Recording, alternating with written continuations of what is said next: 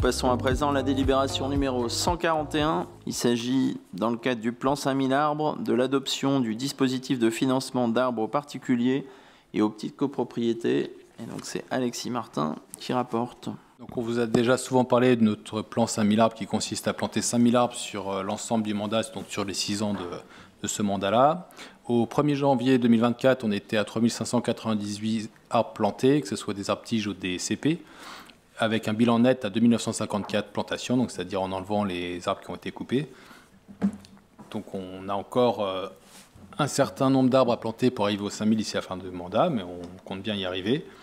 Donc il est proposé de déployer des arbres dans différents dispositifs. Il y a effectivement les arbres plantés sur l'espace public, mais dans le plan 5000 arbres, il y a aussi les arbres plantés par nos partenaires, et il nous restait à favoriser la plantation d'arbres auprès des particuliers. Donc il est proposé de passer par un système de subvention pour inciter les particuliers à planter des arbres, donc que ce soit des particuliers en pavillon ou en petite copropriété, puisqu'il est proposé de subventionner un arbre par habitant de pavillon qui en fait la demande, ou jusqu'à 10 arbres, c'est ça, pour les petites copropriétés, avec un arbre maximum par logement. Donc, au niveau de la subvention, ça marchera par tranche. Donc, pas de contribution pour un arbre d'une valeur inférieure à 20 €, 10 € entre 20 et 50 €, 30 € entre 50 et 80, 50 entre 80 et 150, et 80 pour les montants supérieurs à 150 €. Donc, il est demandé à ce que l'arbre soit acheté chez un professionnel pépinière distributeur. Il y a des recommandations, puisque en plus de cette délibération-là, vous avez un cahier de recommandations, une charte qui est jointe, donc on vous demande aussi de voter, dans lequel il est notamment indiqué les essences proscrites, donc pour les essences trop allergènes ou envahissantes, etc.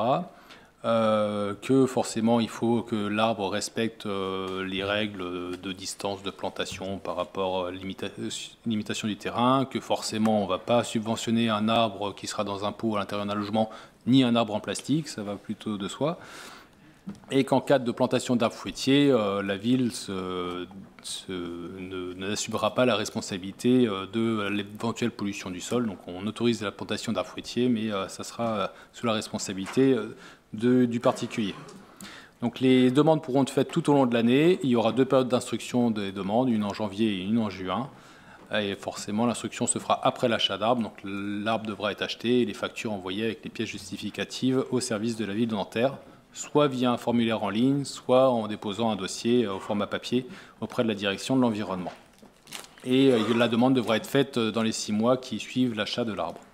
Donc l'enveloppe qui est prévue pour ce dispositif-là est d'environ 4 000 € par an, donc c'est un montant tout à fait raisonnable. Et c'est surtout un signal politique qu'on va envoyer en disant en particulier à Nanterre, plantez des arbres dans vos jardins, plantez des arbres dans vos copropriétés.